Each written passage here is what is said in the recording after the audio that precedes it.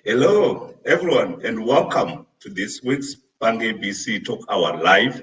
My name is Stanley Sachkonye, and I'm the moderator tonight.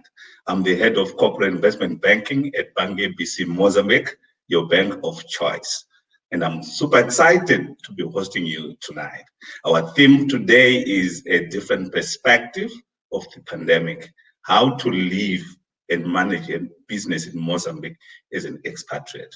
I'm joined tonight by three very respected and successful business leaders in Mozambique who are going to be sharing with us their wealthy experiences. I promise you, tonight is going to be exciting, so stay tuned.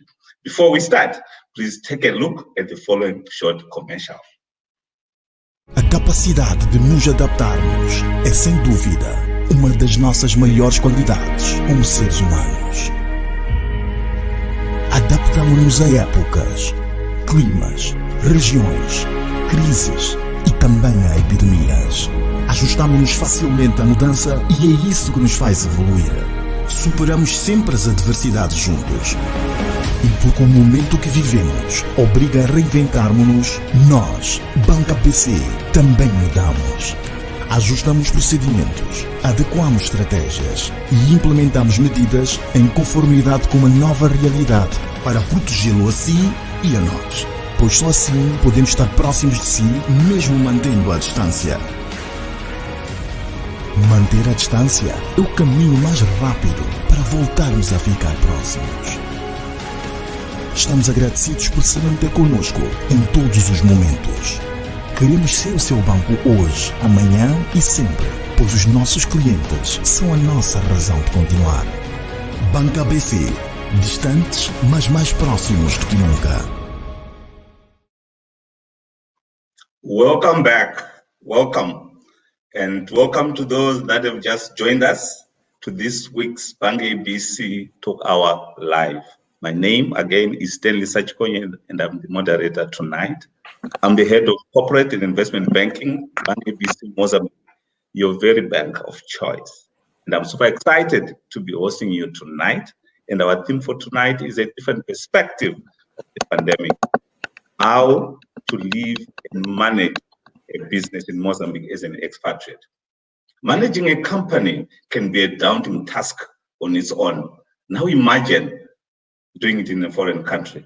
Is it the operating environment? Is it conducive? Will it be easy for an expatriate to be successful? Is the country safe and economically stable?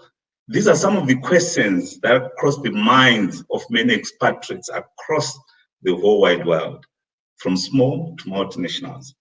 I am pleased tonight to be introducing to you our guest speakers who have joined me, very respected and successful business people in Mozambique. I'll start with Engineer João Carlos Pojorge, the Chief Executive Officer of LAM, the national airline. João has over 35 years of experience in the aviation industry. He has been an expert in senior positions in several countries, which include the United States of America, Senegal, Ethiopia, Morocco, and Zimbabwe. Welcome to the session, João. Thank you very much, Stanley. Hi, everyone. Hope you have an enjoyable session and helpful. Thank you. Thank you, Engineer. And the next guest speaker is Eddie Chivanga, the Chief Executive Officer of MINSEC Moçambique, Gestores de Seguros. Eddie has over 25 years of professional experience in the insurance sector, and he is a practical manager, passionate about getting things done, structuring risk management solutions, particularly for large risks. Eddie, welcome to the show.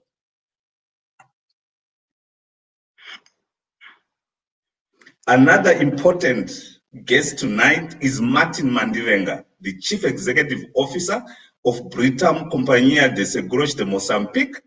Martin has over 19 years experience in the insurance sector, and transforming Africa through insurance is his passion.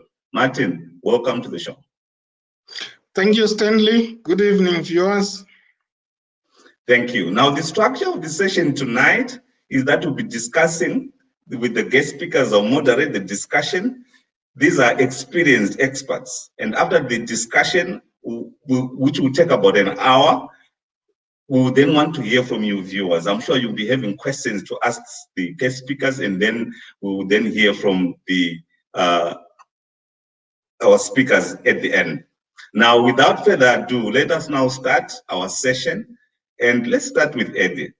Eddie, tell us a little bit about yourself and then answer the following question. How is it, and what do you need to register a business in Mozambique? Eddie, over to you. Thank you, Stan. So, of the 25 years that I've been in the insurance sector, 13 of those have been in Mozambique. I started off working for direct insurers, which means my background is that of underwriting. So later on, I decided that broking is more exciting and challenging than underwriting. So I moved sides to broking. And yes, so I work for an entity called MINSEG, Moçambique, which initially used to be called Aon Mozambique. I'm going to explain later on how that change came about. But essentially, the MINSEG brand, which also is trading as Minet, has been around for in excess of 70 years. So it's not a new brand. We've been around the block. And around Mozambique, we've been around for 20 years now. So as soon as the market liberalized in Mozambique for insurance practitioners, we were some of the first to come into the market. So I'm really excited to be part of this discussion. Now, back to your question on how easy it is to register a company in Mozambique and do business in Mozambique. If you allow me, Stan, I'll start by giving a disclaimer to the fact that I'm not an expert in company formation. But having said that, being around for 13 years, I believe it's a long enough time for one to really master how to go around some of these things. And the interesting part about me is that I've been involved in the formation of one company right from the start to finish. Then I've been involved again in 2 mergers and acquisitions. So in terms of knowing the ropes, in terms of how to do all those processes and procedures, I can say that I can speak with a bit of authority. So in order to make the answer more structured and simpler for our viewers, I'm going to break it down into 2: registration of an SME, small to medium-sized enterprise, and then registration of a corporate entity. Then I think that way it's easier to put things into perspective. So in the 13 years that I've been around, I've seen the government make a lot of efforts to try and ease or improve the ease of doing business within the country in line with international best practice. And one of the major things that the government did was to make it easy for SMEs to register and start business in the country. So they did this by creating what they call the BAU, which is BAU. And I like to say that it doesn't mean business as usual. It actually stands for Balcão Único, Balcão de Atendimento Único. That's what it says in Portuguese. And in English, that essentially means it's a service center where you can access all the services under one roof. So put simply, you should be able to walk into one of those centers, go through all the application processes, and come out with a license. But in practice, obviously, there are some timelines involved in some of the processes. And these processes really, they include the registration of the company itself. You need also to apply for a tax number. You'll be able to do it within that Balcão or that center. To register your name, you should also be able to do that within that center. And to get your operating license, depending on the sector that you're going into, you're going to need an Alvara, which is a commercial license. And if it's another sector, which is a specialized sector other than the retail or wholesale or service center, there might be requirements for an additional license, which is particular for that particular sector. So essentially, this is how the Balcão de Atendimento Único, or the one-stop or service all under one roof, that is how it works. Then when it comes to opening up an entity, that is a bit of a different ball game altogether. And I say that because the processes are a bit more involving. And these are processes which you do not want to do yourself as an investor in the country in order for you to guarantee that your investment is properly registered and that you are operating legally in the country.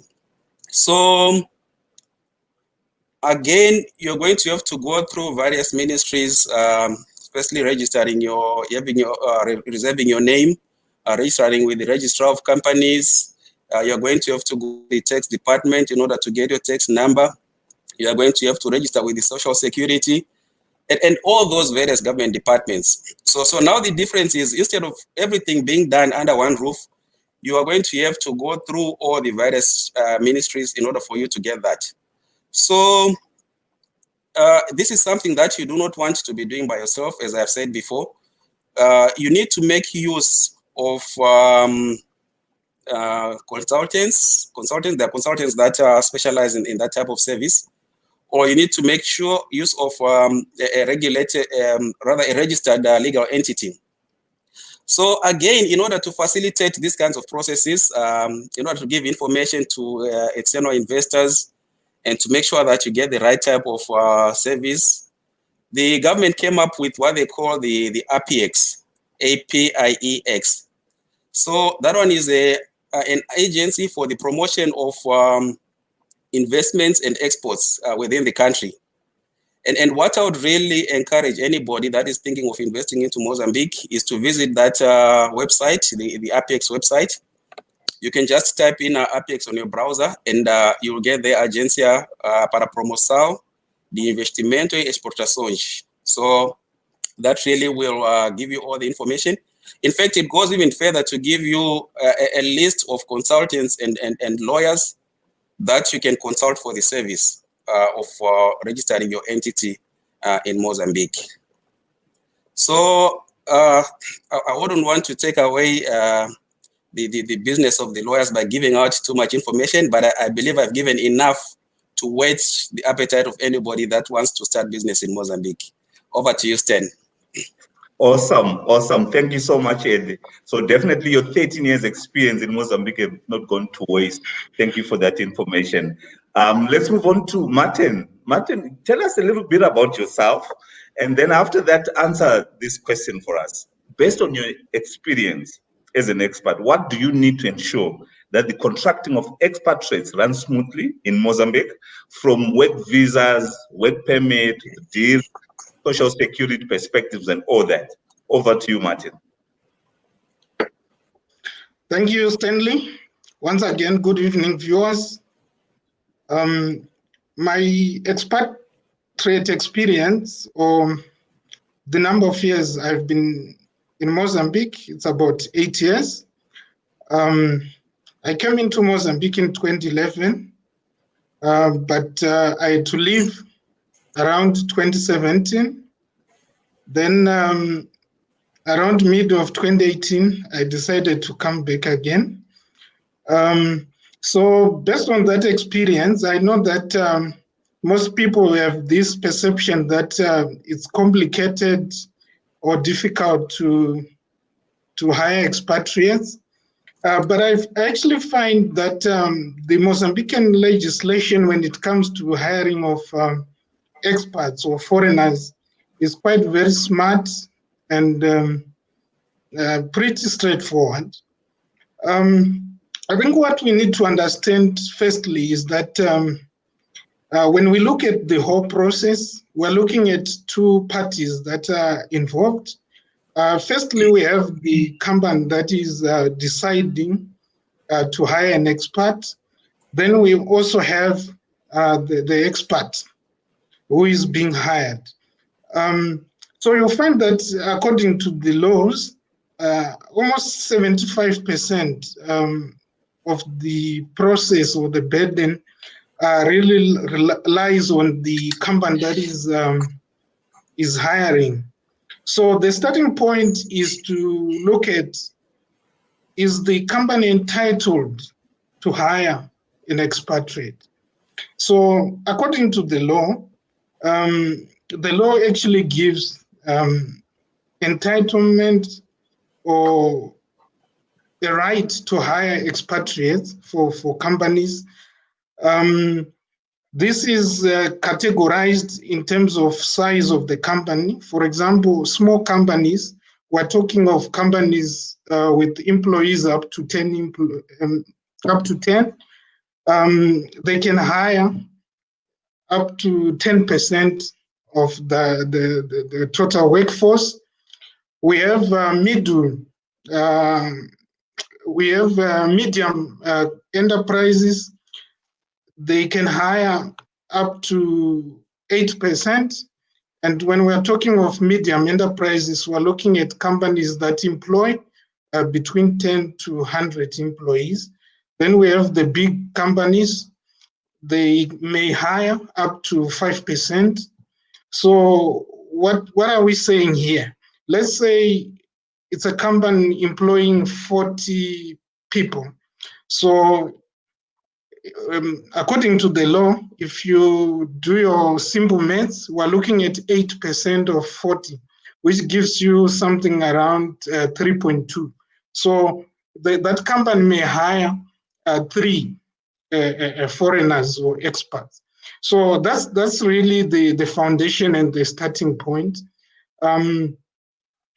From there, I think the next aspect is we look at is this entity legally operating in Mozambique? Do you have your papers well aligned? We are talking of your company registration, your certificate of commencement of business, and so forth. Then the next critical aspect is we now look at, are you a good corporate citizen? Are you paying your taxes? So you find that you then need to get a tax clearance from the Ministry of Finance, and also a clearance from ENSS, that is the Social Security. So if all those things are in place, then I think almost 75% of the work is done. Then you are good to go. So the next thing is basically we now look at the person you are hiring. The contract has been put in place. You can move to apply for the work permit from the Ministry of Labor. But at the same time, there's also a part which the person you are contracting has to play. In their country, they have to get what is called a work visa, visto de trabalho. So this basically also involving getting almost all these documents I was referring to. Then they have to go to the embassy of Mozambique in their country with authenticated certificates of their qualifications or their technical qualifications. Then they get the work visa. Once they get the work visa, they are good to come to Mozambique. When they get there, then if the work permit is out, then you can now move on to apply for a residence visa. So previously, you used to get, for the residence visa, you used to get an ID card, which is called dirá. But now there's a new system where you actually have your passport stamped. So that's essentially the process. So as long as the documents are in order, then it's a pretty straightforward process. I don't think there are any complications. Of course, when I came into Mozambique 2011, it was a bit tricky because by then this information was not like publicly available. But now, for example, if you go to the immigration offices on the notice boards, they actually list a checklist of what you need, the documentation you need to submit to get, for example, your residence permit. So that's essentially the process, which I think is quite straightforward. Thank you. Thank you so much, Martin. And you're right. I've been to the offices and of immigration, and the information request is all there, all the requirements are there. But one thing that I like most about your contribution, at least for me, is the part on the deal.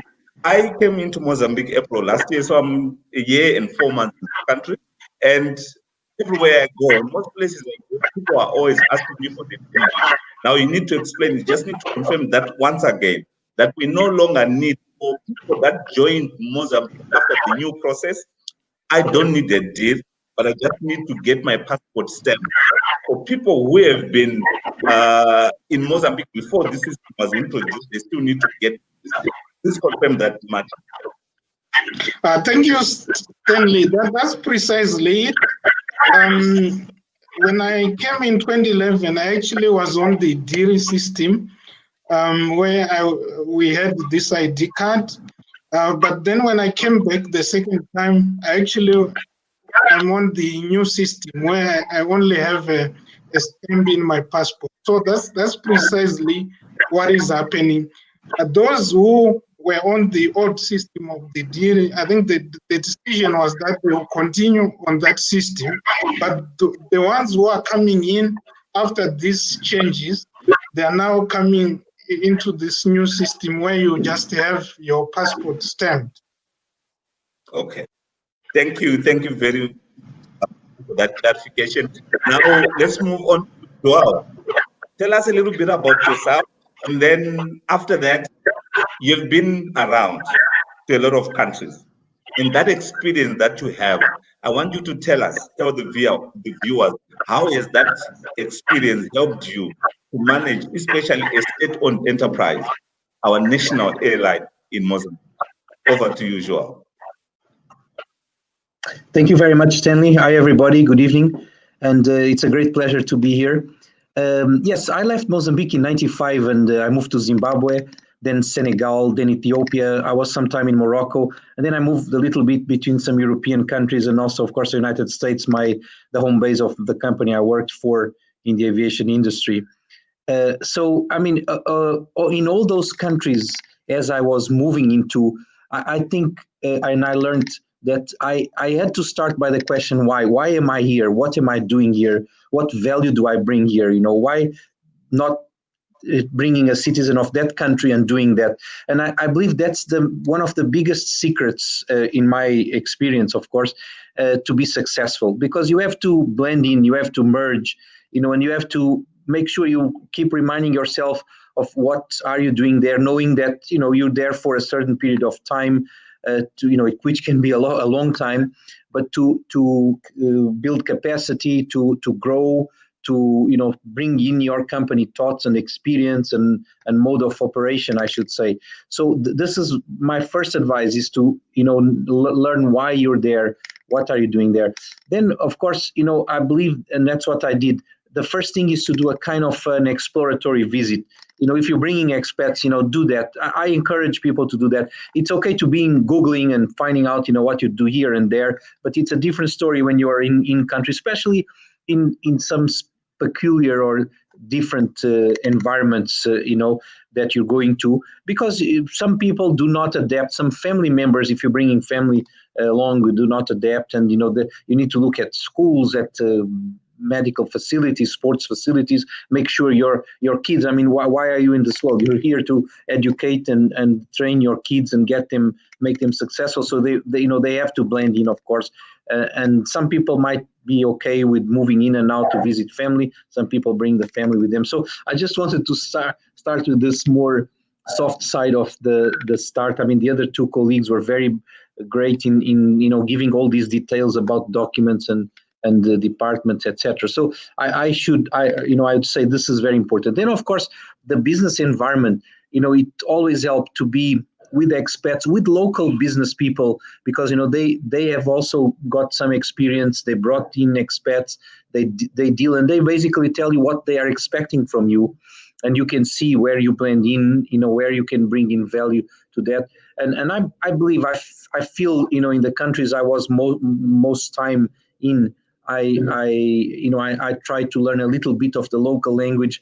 The one of the countries I went in, I kept extending my stay. I said, no, I'm not going to make an effort to learn that language, and that was tough because you feel that you socially, at least, and in terms of getting accepted, you are more open to get accepted, I should say.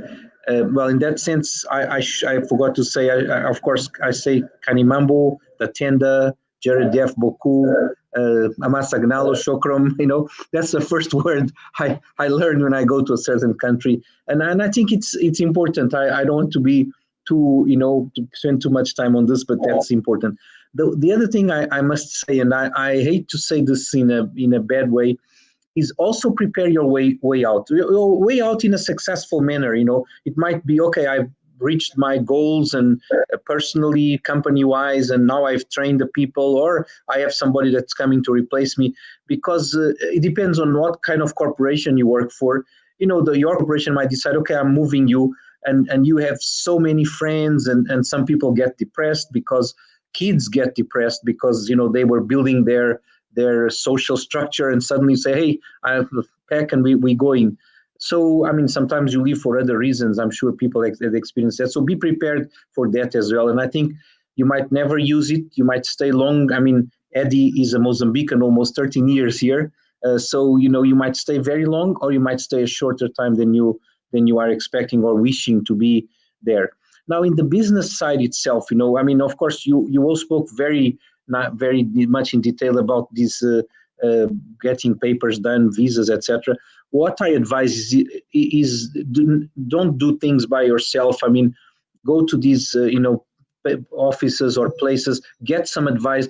In my case, I always try to hire some advice or some reputable company that I find about, not just going to the internet, of course. I find about talking to other companies, other business people that were also moving into. I must say, when I came to Mozambique, I was almost like an expat in my own country, because things have changed a lot and things keep changing a lot.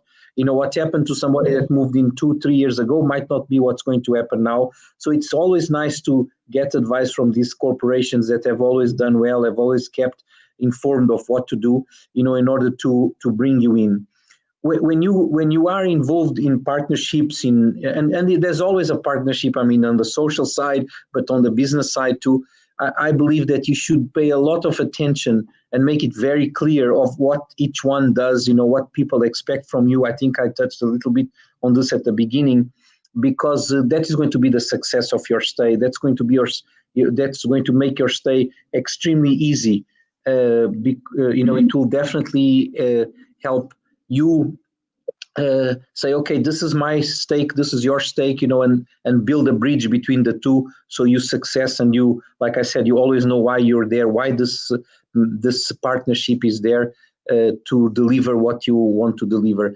When coming to Mozambique and working for a state-owned company was interesting to me, because again, I left this same state-owned company at a stage and in a modus operandi that was not the same one I found when I came back.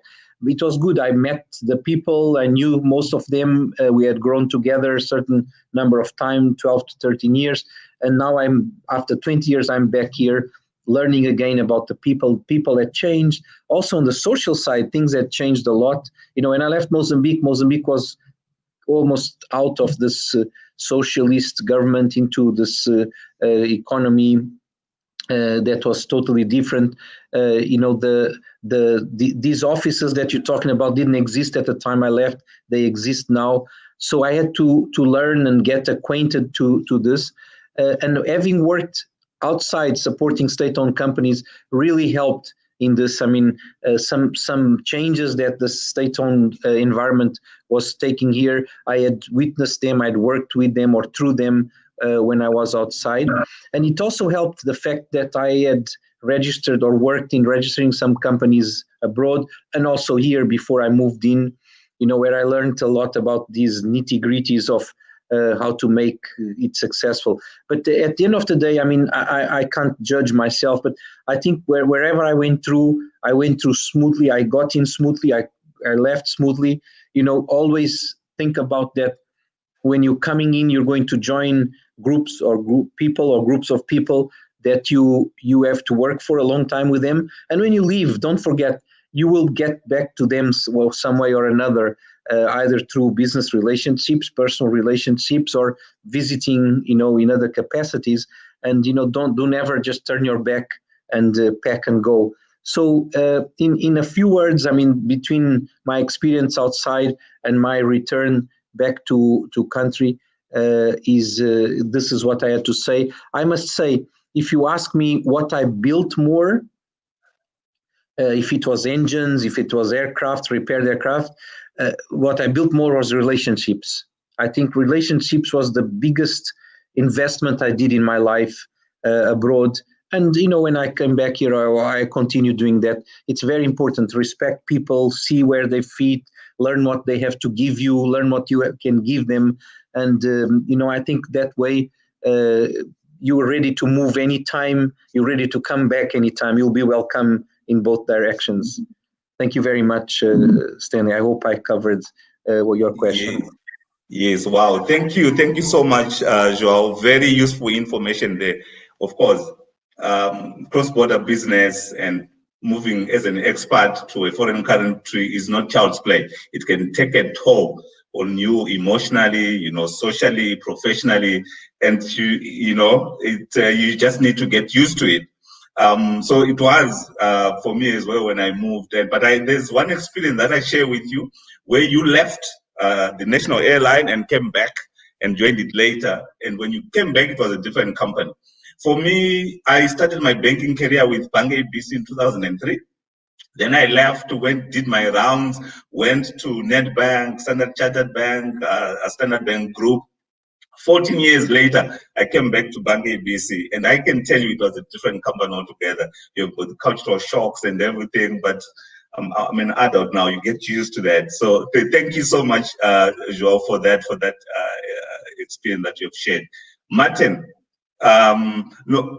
Martin. So tell me, Martin, what institutional challenges do you face in running a business in Mozambique, and how has your institutional experience helped your company? Thank you, Stanley. Obviously, I think as enterprises, we do face challenges that another company faces globally.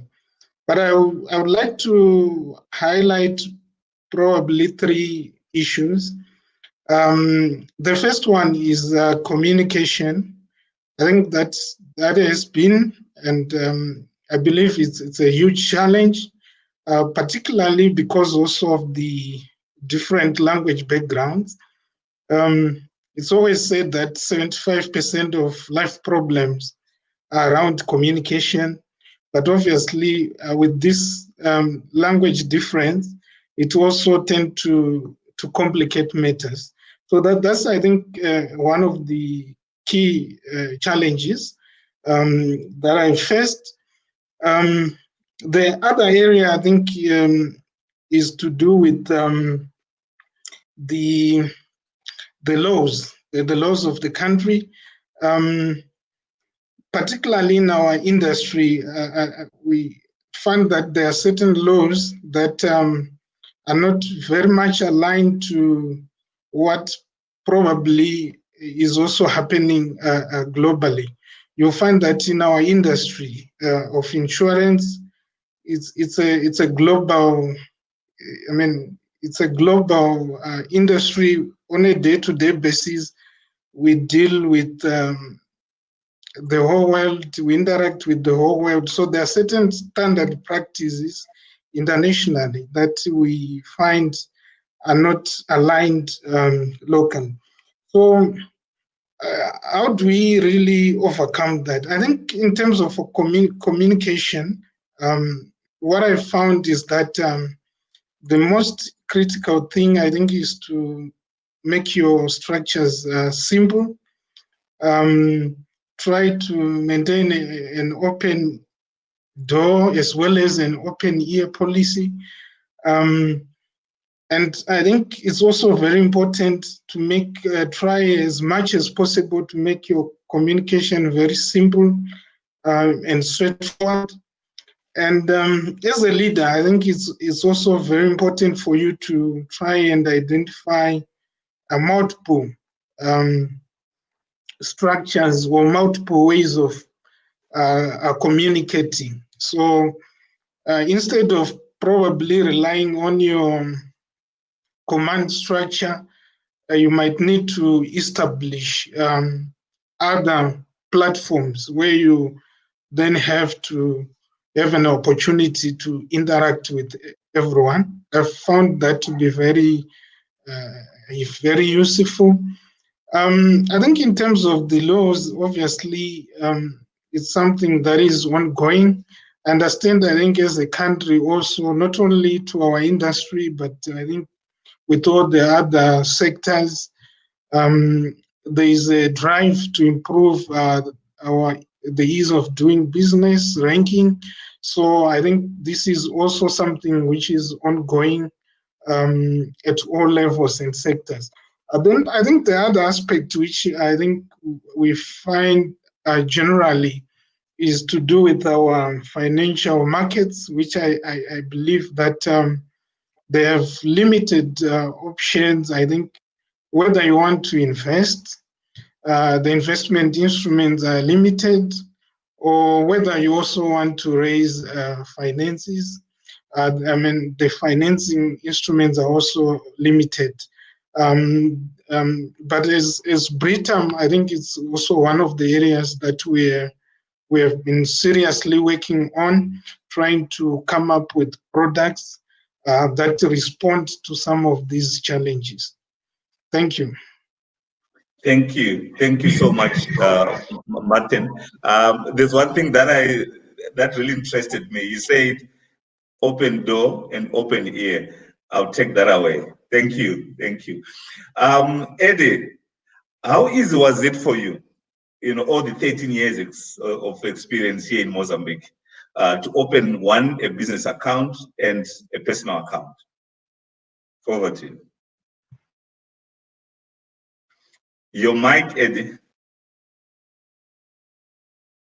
Thank you. Interestingly enough, Stan, my very first bank account was with BancABC, and up until now, I still have that account active. So you are one of my favorite banks. And then in terms of the ease of opening up the bank account, I must say that a lot has happened in the past 13 years. Then back in 2007, it was so easy for one to open a bank account. You would simply walk into the bank with your ID. At that time, it was the passport, which had your work permit inside it, and proof of residence in the form of a utility bill, and also proof of your employment in the form of a letter from the employer. So armed with those three things, one just walks into a bank and you're able to open your bank account. Obviously, things have changed a lot up to as we speak in 2020. As the country tries to align itself to international best practice, you find that the requirements are much more stringent now. And with all the anti-money laundering laws and all the other laws that the banks have got to comply with, there's a whole lot of documentation that are required, both for individuals and for companies. But needless to say, if the company is properly registered, then you should be able to provide all the documentation on demand. And we're talking purely in terms of your company registration documents, proof that you are a tax-paying organization, entity, identification of the shareholders of the company. Yes, so those are some of the key documents that are now required in order for you to open, or in line with the Know Your Client policies, which are being implemented everywhere in the world. So in brief, I would say that whatever you would expect in terms of opening up a bank account elsewhere in the world, the requirements are now almost the same in Mozambique. Thank you. I think that Thank you addresses so that, much, Sten. Eddie. I think that's very useful. Things are changing, and the world is ever changing. The only constant is change. If you don't change, then the winds of change will change you, and it can become very painful. So we adapt to change as we go. Joao, I know you shared a little bit about you coming back to Mozambique after so many years. Two things happened there. I was quite interested in your submission earlier on. So you came back to Mozambique, to your home country, and then you came back again to your former employer. Now, there is the professional life, the personal life, and the social life. Just explain a little bit more around that. How easy was it for you? I know you said you came back, it was a different country and different company, but how did you manage to settle down? And now you came, I say 2018 and 2020. How have you managed to settle down? Or was it 2018 or 2016? Yeah, I came back in 2013, end of 2013 or beginning of 2014. But yeah, that's a very good question. Look, of course, just like I said, the country is different, the company is different. I forgot to say, I also was a different person. First and foremost, I left as a newly married couple, and then I came back with two great girls, one Zimbabwean, one Senegalese, growing up in Ethiopia. These kind of kids that, according to their passport, they're coming home, but that's all, the passport. They're a mix of cultures, and that was, my biggest challenge. I really wanted to come home to give them a home, to say, this is home for you, and then when they're ready, they can leave and go where they want. But this was a big challenge to say, look, you're Mozambicans, this is your culture, this is your food, this is your country. And this was a nice challenge, but we had to really work on it. In terms of course, myself, I had different expectations. I compared sometimes, and I found myself comparing sometimes. Why isn't it like that? It was there, but then I had to remind myself, no, it's a different country, it's a different environment, and as soon as I smoothed it down. Of course, trying to combine and balance all the pressures between trying to grab everything I could in the shortest time, know and meet the people as much I could. I had to of course, face that. I believe that this is the biggest challenge for you to come back is the differences between what you left and what you find now, but mainly the difference in you as a person, that you start demanding for different things from that country. And I believe that with time and with the help of some friends, I joined some international, like Internations organization. I tried to, socialize with some people that were either, in my case, like many people had gone out for studying, they had come back. We would get together and try to each other understand and kind of help each other in blending in. This was my biggest challenge. The one thing I really liked to see, and I think there was a question in the group here about what is the legacy you want to leave. I was very happy to when I came back. I tried to understand, how much was I missed, and the good thing is I wasn't missed really. Because when I left, I made sure everybody could take, anyone could take over. Sorry, all of my team could take over. Because I forgot to say this, but I think when you leave a country, you must leave everything smoothly. People will not miss you for the project, for the work. They'll miss you for the sadza and the meat and the drinks and the partying, but not for that. You really need to leave that kind of a legacy where you prepare for your takeoff, and when you leave, there's no turbulence. Business goes smoothly as usual. This is my thought about that. I hope I answered your question. Thank you very much, Joao. Yes, you have leaving a proper legacy. Very nice, very good leadership nuggets there. Some people want to be missed when when they're gone, but no, people shouldn't miss you. That means you have done your succession planning very well. Thank you very much, Joao, for that. Eddie, let me come back to you. We are talking about settling down, right? And there are cultural differences usually when you move around. What cultural differences did you face? You came in 2007, and how did you do with them? Yeah, interesting question, Stan. It wasn't really much of a cultural shock for me. I think I prepared myself when I came to Mozambique. I had visited prior to my coming to stay. I'd made a short visit to Mozambique, so I had quite an idea about how things work. And I must just say it was just an idea. So what you see during a brief visit is so different from what you see when you've come to stay. So the work culture is a bit different from what I was used to.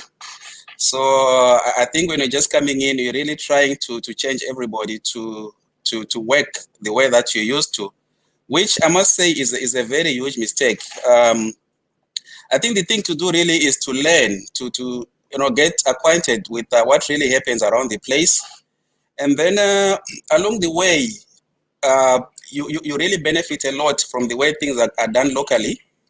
And then obviously there are certain areas where you feel that things are better done in the manner in which you've been doing it before. So the thing to do really is not to try to force that down the throats of your colleagues, but to try and get the buy-in of your colleagues. Explain why certain things are to be done in a certain manner, and what the outcome is that you should expect from doing things in that manner. So I think really through cooperation with your local colleagues, learning from them and them learning from you, I think you can come up with a very excellent working relationship and an organization that really delivers results in that way. I cannot talk about culture without talking about the language. I also face the challenges which my other colleagues have explained before. And what I've discovered with language is that the colleagues really want to learn to speak English. Or those that speak English, they want to improve their English by always communicating with you in English. And if you fall into that trap, then I must say that you can be here for 13 years like me and not be able to speak the language. So I quickly realized that it was a trap which the colleagues were pushing me into. And I insisted in speaking in Portuguese to the colleagues. So through that manner, I started learning Portuguese or improving on my Portuguese. I would make a lot of mistakes, and the colleagues would correct me. And that's one thing about one very positive thing about the Mozambicans is that they don't laugh at you when you make a mistake.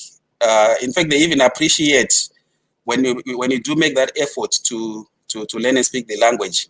So you need to take advantage of that and learn from the colleagues. Obviously, I think now and then, whenever they're also making mistakes in English, you have to correct them. So I must say that by and large, the Mozambican people are very hospitable people. And even on the social setting, I also made a point of trying to really understand the way things work. And I must say that I was very lucky in that I was adopted in inverted commas by a certain family in Matola, the David family. And through that way, I really became part of the family. And when my family then came to join me later, we all became part of one big family. And through that way, I really understood certain cultures from southern Mozambique.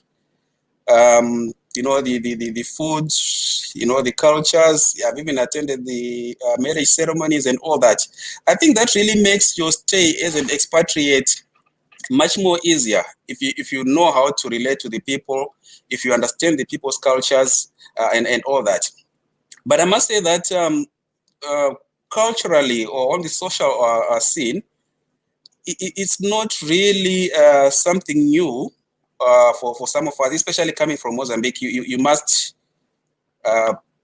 obviously know that we share borders with Zimbabwe and Mozambique share borders, and within the border area or within the Manica province, we speak the same languages as we speak in Zimbabwe. We've got the same cultures, same traditional rights, and all that.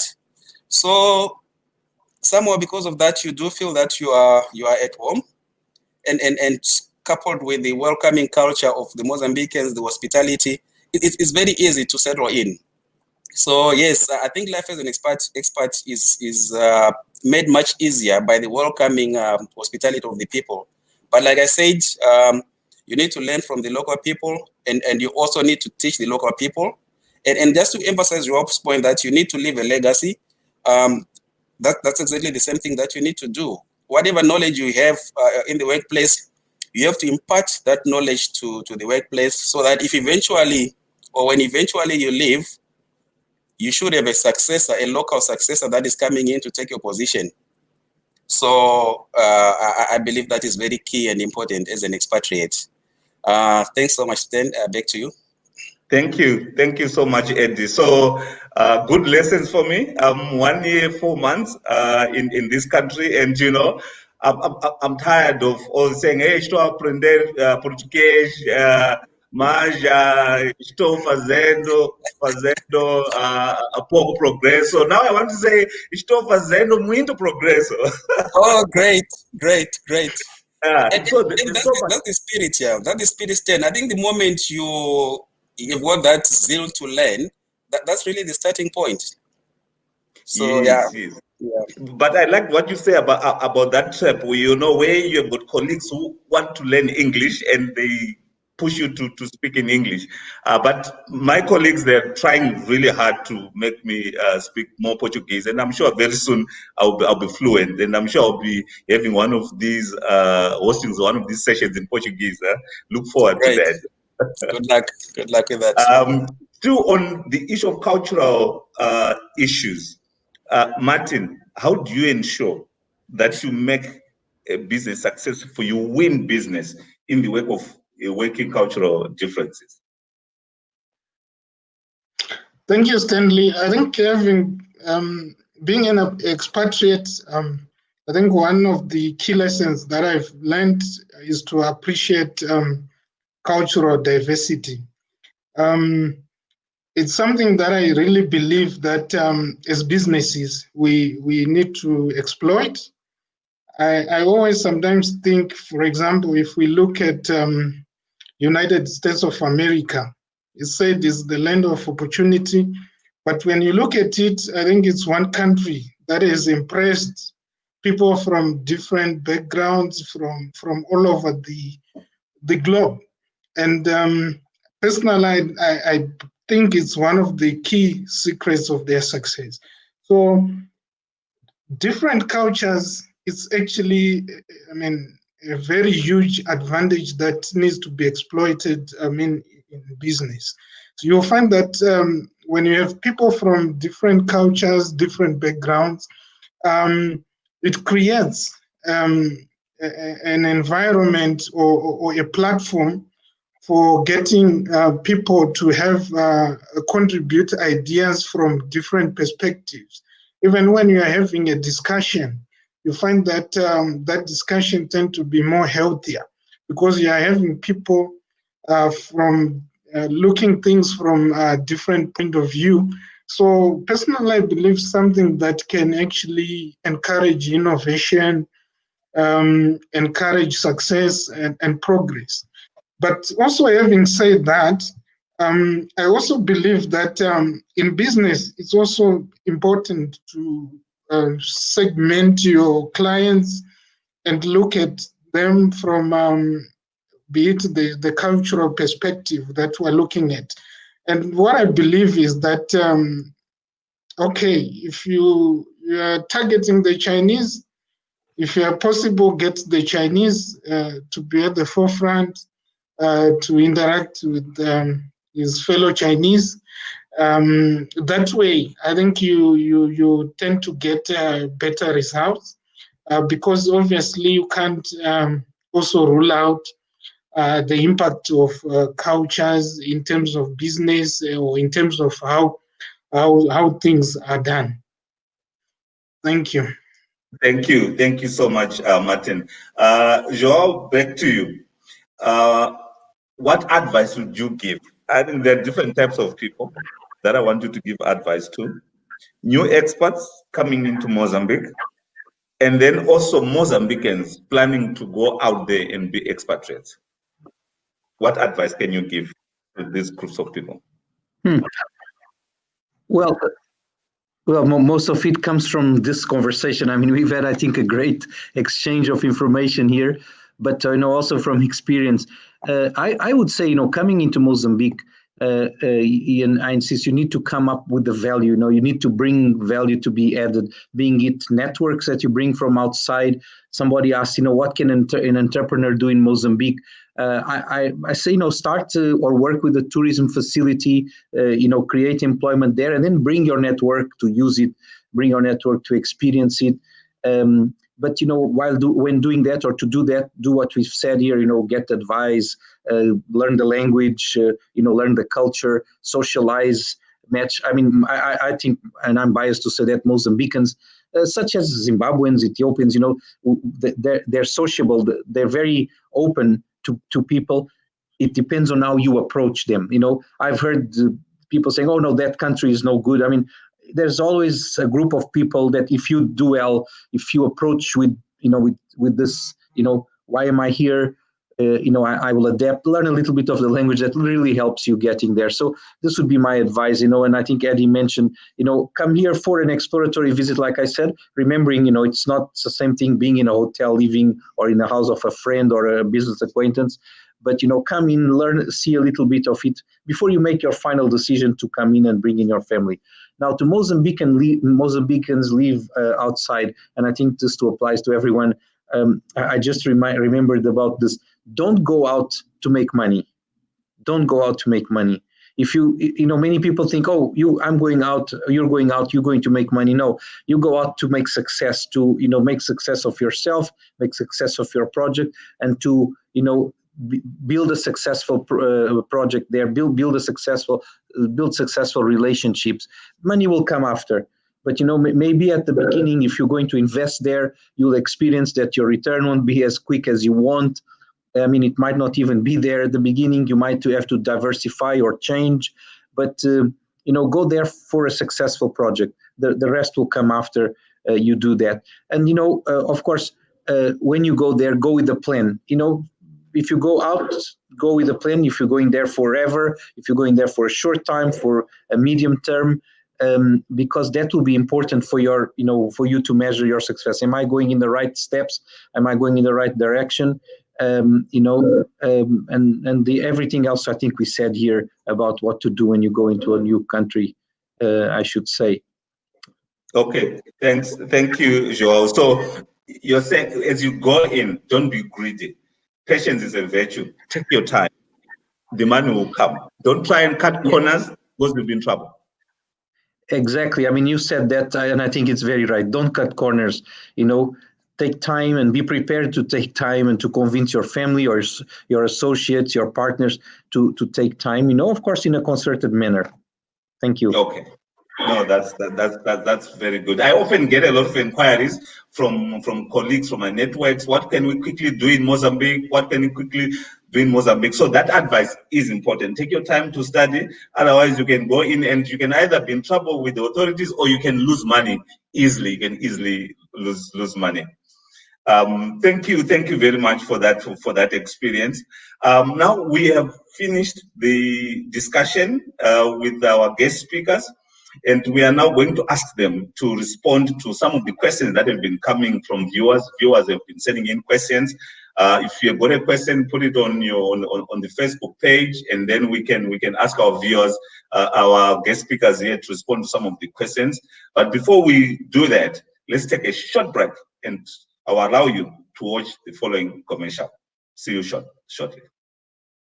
A capacidade de nos adaptarmos é, sem dúvida, uma das nossas maiores qualidades como seres humanos. Adaptamos-nos a épocas, climas, regiões, crises e também a epidemias. Ajustamos-nos facilmente à mudança e é isso que nos faz evoluir. Superamos sempre as adversidades juntos. E porque o momento que vivemos obriga a reinventarmos-nos, nós, BancABC, também mudamos.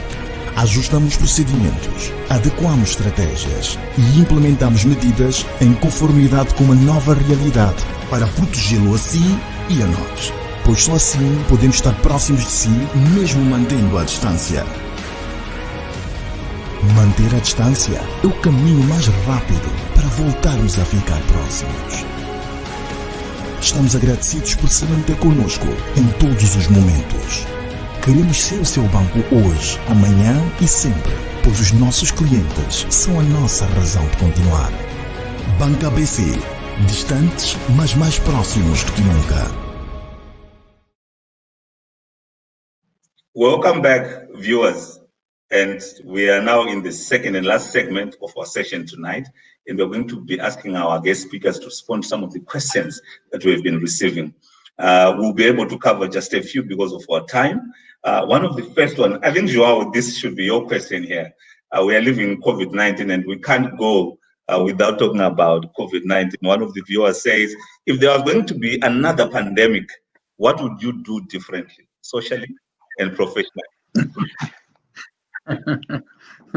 Well, I certainly hope this is it and we don't get the next one in our lifetime. But yes, it's a very good question. What I would say, and we learned from this one, is that as soon as this talking about the pandemic came, we started trying to learn the viral side of it, the sickness side, the health aspects of it. But very soon we learned that we need to trust and follow very strictly what the health department, what the health ministry says, without questioning numbers, without questioning, what's going on, what's being done. I think that following very strictly what the rules are is very important. We learned after a couple of sessions with doctors, medical doctors, etc., that we were trying to understand, how does the virus transmit? What is it going to do? What does it mean, a ventilator? We stopped and we started using counseling, psychological support. And that made a very big difference. How do you face this? I mean, you don't want to reject anyone. At the beginning, people started to say, "Oh, you coughed, get out." No. You need to know how to deal with it, because next time you cough, you're going to say, "Hey, I'm going to be kicked out," and that's very bad. So I believe that it's such a complicated disease. It transmits in ways that I don't understand. I didn't study for that. That I think the medical professionals are, very respectful group. They're doing a huge, great job all over the world. Mozambique, I know the details.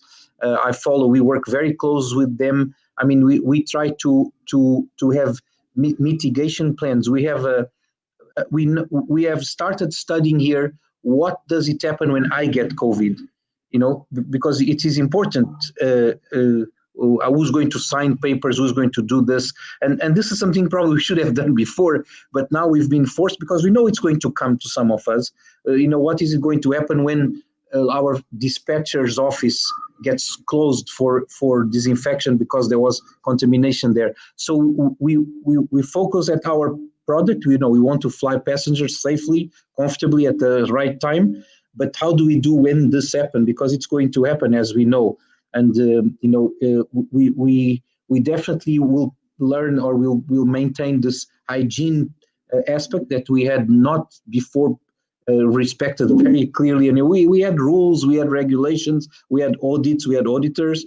But now I think everybody has become an auditor for hygiene, which is probably the greatest takeaway from this pandemic now.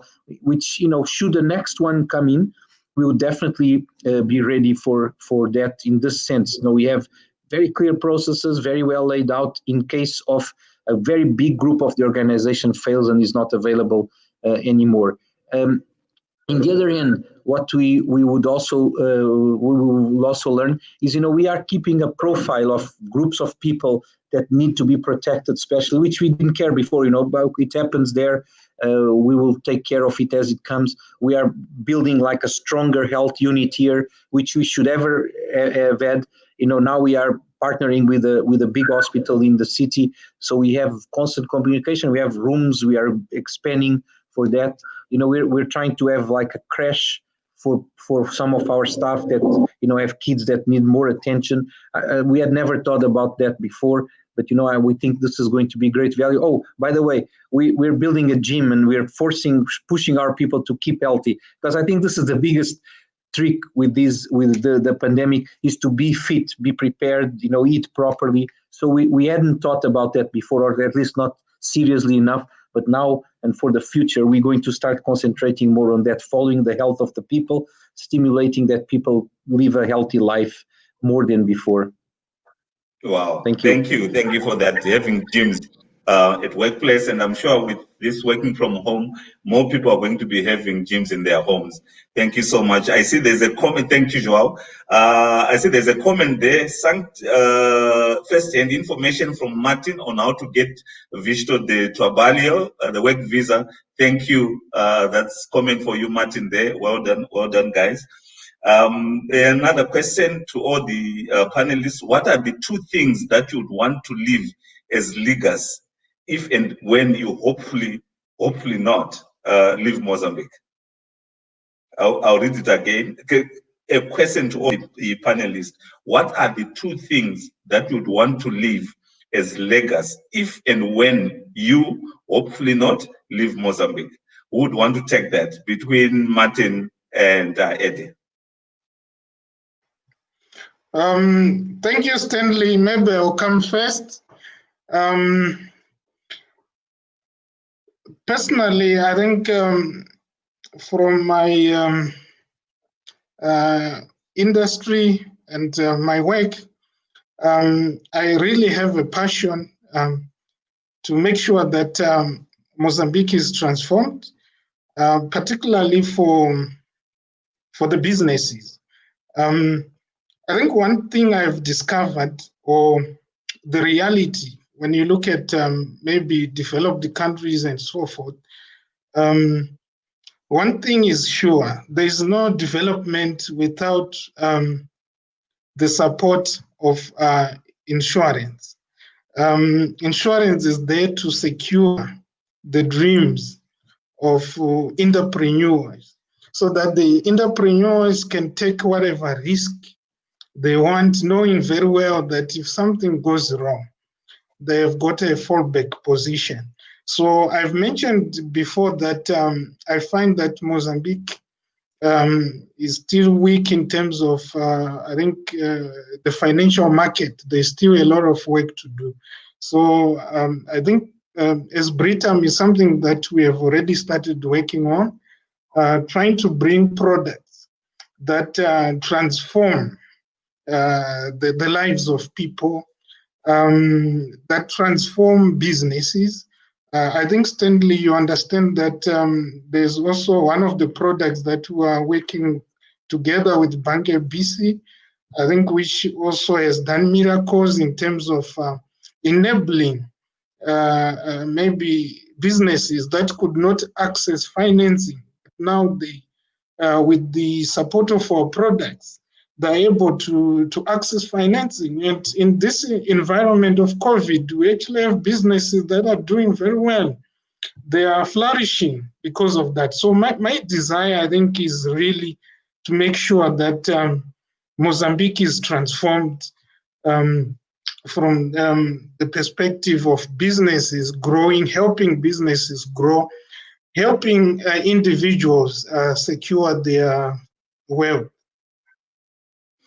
Thank you, Martin. And that credit insurance policy is really a hit for the small to medium enterprise. I'm passionate about capacitating SMEs, and keep doing that.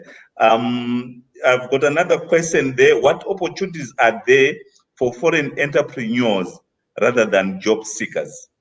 What opportunities are there for foreign entrepreneurs rather than job seekers? Who wants to take that? If you allow me to take that, Stan, I think at the beginning of the program, I did talk about company registration, during which I also mentioned the APXA agency. So that agency is really set up to promote investment in Mozambique, as well as exports out of the country. So the promotion of investment bit of it really talks to the question that has been posed by Jacqueline. Jackie, I would really encourage you once again to go to the RPX website. There's a section which talks about various industries in which you can invest. I think the most exciting thing at the moment is the oil and gas sector, which really, I think, as you might know, Mozambique has got one of the largest gas discoveries in the whole world, which quite a number of companies are tapping into up in the north of the country. So there's a lot of investment already that is happening in that space. And there are obviously some downstream industries which will be needed to support the LNG sector, where for those companies that already have the experience in that sector, there are some opportunities there. But having said that, that is not the only sector where there are investment opportunities. We've got a whole lot of agricultural opportunities in Mozambique. There are large tracts of land which are waiting for farmers to work on. There are a lot of tourism authorities. Mozambique has got one of the longest coastlines in the whole of Africa, and beautiful coastlines, beautiful weather. So if you are into tourism, again, there are quite a lot of opportunities in that. There are opportunities in fisheries. Again, pristine waters, lots of abundance of fish resources, sea resources, and all that. We talk about mining. There are a lot of minerals that you find across the length and breadth of Mozambique. Rubies, gold, nickel, coal in the center of the country. You name it, even graphite is also found in the north of the country.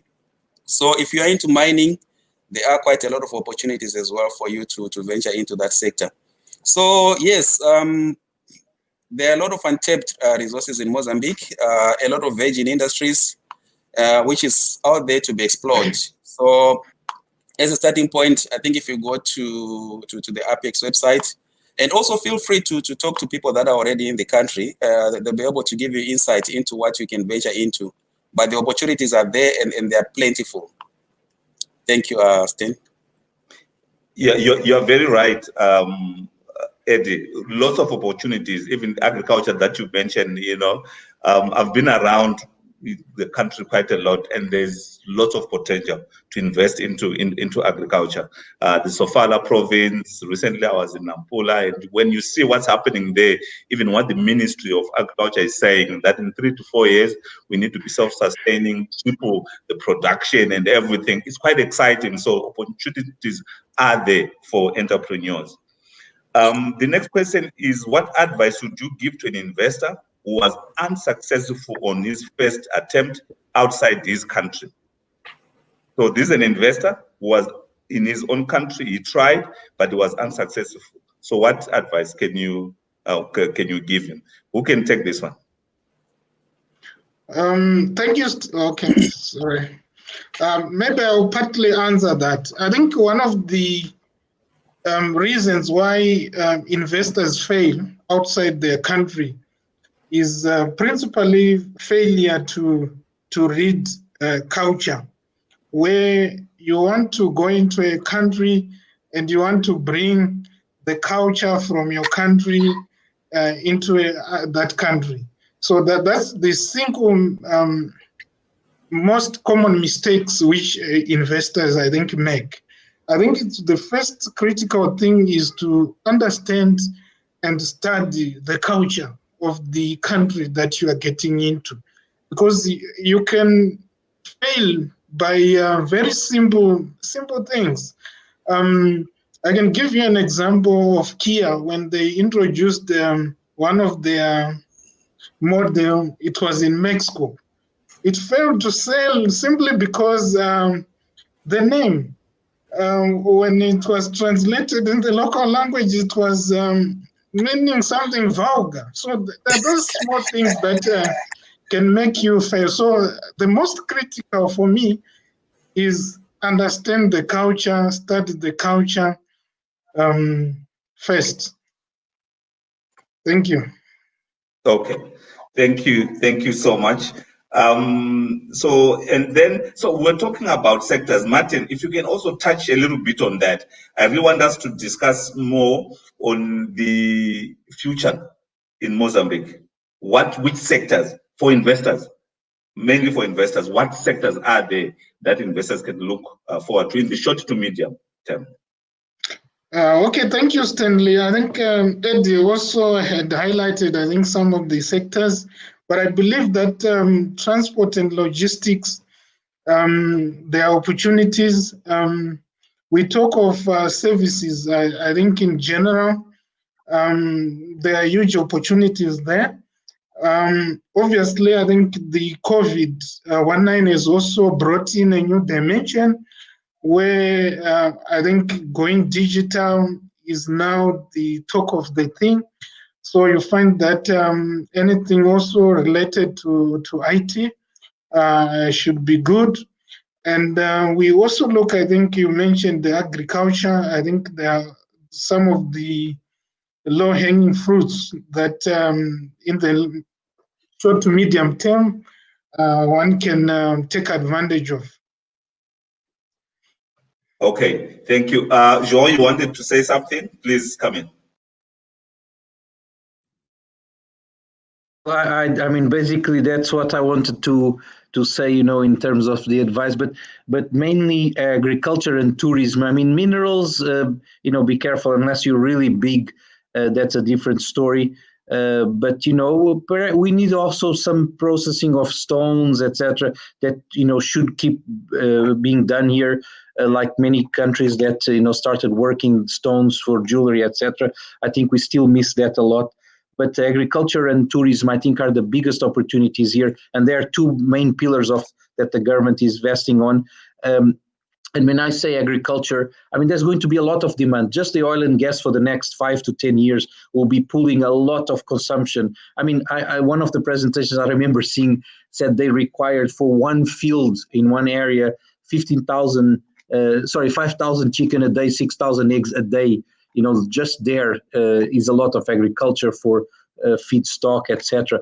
But also, I mean, if you bring markets from outside, I mean, China is a big market for consumption of fish. Somebody mentioned, vegetables, etc. Flowers. The flower market, I mean, is going to increase soon. And we know Mozambique has got a lot of nice areas like Nampula. You mentioned Nampula. I think is a province that has areas that have no records of drought, no records of floods, constant water supply and very good soil. So, I mean, like the Minister of Agriculture said, this is going to be the big success, more than oil almost, in Mozambique, because it will employ a lot of Mozambicans and it will be a very good opportunity. Tourism, there is a lot of space. And I think the new way of doing tourism is not massive tourists concentrated, it's people spread, lots of space. And Mozambique has that. And again, you can bring markets from your own countries and come here, invest in some facilities with some partners locally, and go into that. This is what I would advise. Thank you, Joe. And you're very right. For agriculture, maybe I'm passionate because my background is agriculture. My first degree was in agriculture, so I'm so passionate about it. When you read about the oil and gas requirements, once this thing starts pumping, it's mind-boggling. There's lots of opportunities there, and in this country, there's a lot that can be done. Investors can come and invest in agriculture, and this country will soon be self-sustaining, and that's where the country needs to be. The next question is: are we ultimately going to adopt the new normal, teleworking and telecommuting that the pandemic has forced us to admit? How have corporates been managing with the change? Martin, can I ask you to respond to that, and you can also touch on what lessons we have learned from this COVID-19 pandemic? I will respond, I think, from what I see, in terms of the global trends and the position, I think, that we took, I think, as Britain. I think for us, there's no really going back. I think in terms of working from home is something that I think it's also a journey that we have been walking before COVID. And when COVID came, then we felt the need to really strengthen it. So we are already building on that to make sure that people can work from wherever they are. I see also that it's something that companies are seriously, I think, taking. You look at things like now there's a realization that you definitely don't need all that work space that you used to occupy. So companies, corporates are seeing a lot of savings, some coming from simple usage like paper, like telephone. So these are things I think that we are all realizing that they are beneficial. For example, we are doing this talk show, I think from guests are from everywhere, which I think previously was not the case. So there's really no going back the way I see. Obviously, I think here and there they could be, need for the physical contacts and so forth. But I think what benefits this COVID has brought is that we are also seeing a shift, I think, in terms of consumer behavior, where consumers are now starting to adapt this digital shopping online shopping, things like that, which used not to happen in the past. So I personally, I really believe that this is the new normal. I think in terms of some of the positive aspects, I think that we have seen, obviously. I think for those companies that have embraced this COVID, there are obvious advantages. I think in terms of agility, team agility, flexibility in work. I can tell you, for example, today I started meetings from 7 o'clock until now. Something which used not to happen in the past. People would consider working hours and so forth. But now, because people are working from home, there is no flexibility, and I think it is also coming with increased productivity. Personally, I think, and I've seen that working from home actually increases productivity. I think the other aspect is also, I think, the emphasis on health. You always mentioned it, but what I've seen, I think, for us as a company, is that I think it's very critical to put the health of the employees first, the health of our customers first. So health, I think, is now the wealth that we really need to think about and invest in. There are some interesting dimensions. For example, Stanley, you know that maybe before COVID, you would know that maybe the one who would probably check your temperature was a nurse, but now you have a guard checking your temperature. A guard telling you that your temperature is 36 degrees and so forth. So these are some, I think, of the new dimensions, and I think where we are going is where you definitely have your mobile phone as your principal doctor. I think one of the things that have come is that this COVID crowded out, I think, other patients. I was talking to one doctor before this meeting where she was saying that the death rate for people with non-communicable disease has gone up because all the medicals have focused on COVID and so forth. So there's now a new thinking where probably people are now shifting to say, you used to say maybe in the past you have a small headache, you rush to the doctor. But with this COVID, it's no longer the case. So we are likely to see the future where your mobile phone will be your doctor. Thank you. Interesting, interesting. We could have taken more questions because of our time, I don't think we'll continue taking more questions. Now I want you to give you time, gentlemen, just 2 to 3 minutes to talk about your brands, what you're doing. I'll start with Eddie, go to Joao, and then Martin. Just 2 to 3 minutes. Tell us which businesses are you leading? Your mic, Eddie. Thank you. Thank you, Stan. So I'm in charge of an entity called MinSeg Mozambique, and we are into risk and insurance broking. Essentially, we are advisors when it comes to matters of risk and insurance. At the beginning, I mentioned that we've been around for 70 years, but prior to us rebranding to the Minet Group, we were Aon in various territories in Africa or in sub-Saharan Africa. So Aon then made a strategic decision to pull out of Africa in order that Africa is better served by Africans who know the region better and who can offer local solutions. And so that really saw the coming up of the brand, the Minet brand, which locally we're trading as MinSeg. So we are in 7 countries, 7 sub-Saharan African countries, and really the spread, which I believe we've got the largest spread in terms of all the insurance brokers, is such that it helps us because we've got centers of excellence in the various territories. We've got, for example, Kenya, who are leaders in agriculture, and if we need to give our clients any solution in agriculture, we simply go to Kenya and interact with our other colleagues in the region, and we'll be able to offer the solutions. We've got Zambians who are big in mining.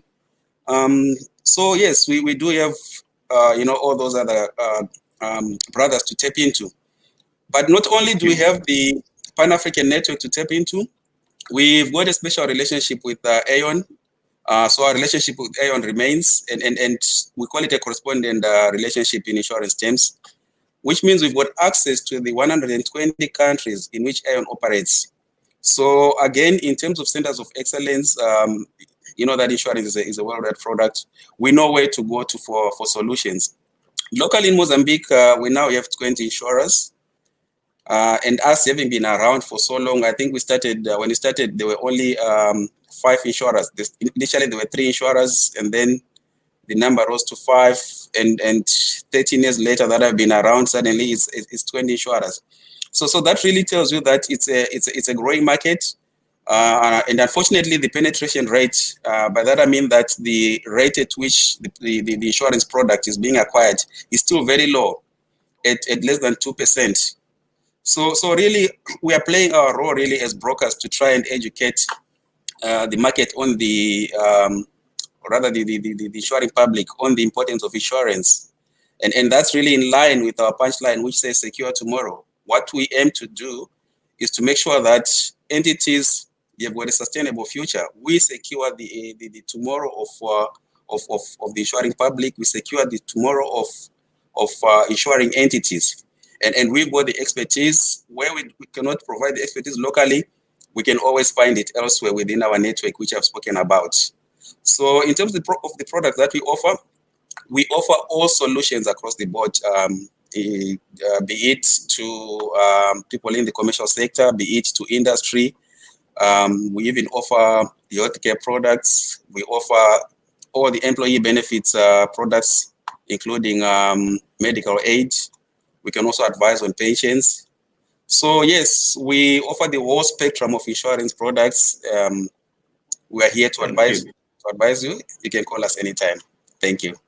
Thank you so much, Eddie. Let me quickly move on to Joao. We are running behind time now. We are almost at the end. Joao, quickly, if you can tell us more about LAM. Yeah, very quickly, we want to be a company that satisfies its customer from beginning to end. We want to not to transport a person from the airport of origin to destination. We want to fulfill his need, from his door to the door of the hotel or the door of the business. We really want to partner with other entities, other players in the market to offer this service. I mean, we want to extend to the point of where we treat a pet as a pet, not as a cargo, box. We want to have people that like to treat pets, like to deal with pets, to do that. So to do this, our main objective is to make our employees feel great, feel well, find a nice environment for them. I mentioned, this gym, crash, restaurant, nice things to do with them. With COVID, we learned a lot on communicating more, because I think we lacked of communicating. We learned that, we don't need to be present here in order to communicate with people. These Zooms, these tools that we created, this one we're using now, are great tools to keep people together producing. We don't want to count any more time. I mean, Mr. A or Mrs. B didn't report on time, didn't report to work. No, we want to know now if Mr. A or Mrs. B have done work that they're supposed to do, and we will use these tools of communicating, and we'll have a very, very fine-tuned task force. By the way, I didn't mention here, but we also want to include people that are minorities, like including people with limited mobility, limited abilities. We want to integrate and include everybody. I think that's important for our social role, but not only for that. These people sometimes have great skills that are kind of left out because they don't have the 100% of the short words. This is what we want to do with the Mozambique Airlines. We want to go abroad, expand, hire expats if we need to build that culture, to serve different cultures of public. This is in very few words, because we're running out of time, what I have to say. Thank you very much. Thank you so much, Joe. For someone who travels a lot, I'm quite happy to hear you saying you are working on taking care of me from the time I leave my house to the door of the hotel and come back to my house. So when I say goodbye to my family, I'm going out on business, and come back again, knock on the door and say, I'm back, you'll be taking care of me. Well done on that. I'm looking forward to it. Thank you. Martin, over to you. Thank you, Stanley. Britam is an insurance company here in Mozambique, but we also offer other financial services. We are present in 7 countries. We have presence in East and Central Africa.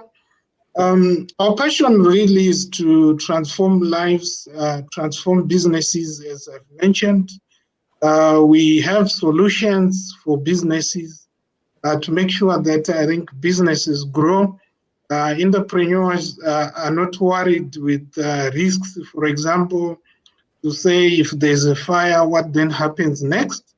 So we really have solutions for almost everything, except maybe the risk of not getting customers.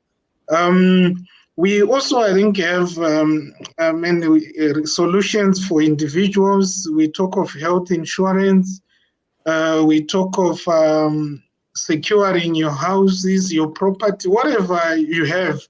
I was talking to someone who was shocked to say they didn't know that you can even get a solution or insurance for your cell phone, your jewelry, and so forth. So we are really much focused, though, in terms of trying to bring solutions that make a difference in the lives of individuals, in businesses.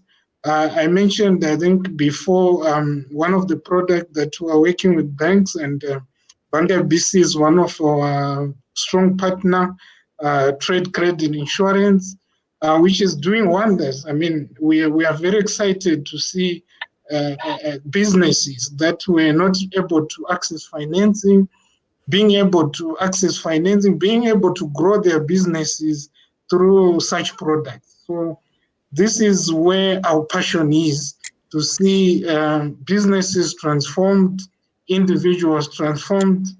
We want to be with you every step of the way. Thank you, Stanley. Thank you so much, Martin. And now we're coming to the end of our show tonight. So let me take this opportunity to thank you, our guest speakers. We have been very engaging and gave very, very useful insights. And I also want to thank you, our viewers, for tuning in, and we hope you have learned and also enjoyed the show. Until next time, ciao, ciao. Thank you. Thank you. A capacidade de nos adaptarmos é, sem dúvida, uma das nossas maiores qualidades como seres humanos. Adaptamos-nos a épocas, climas, regiões, crises e também a epidemias. Ajustamos-nos facilmente à mudança e é isso que nos faz evoluir. Superamos sempre as adversidades juntos. E porque o momento que vivemos obriga a reinventarmos-nos, nós, BancABC, também mudamos. Ajustamos procedimentos, adequamos estratégias e implementamos medidas em conformidade com uma nova realidade para protegê-lo a si e a nós. Pois só assim podemos estar próximos de si, mesmo mantendo a distância.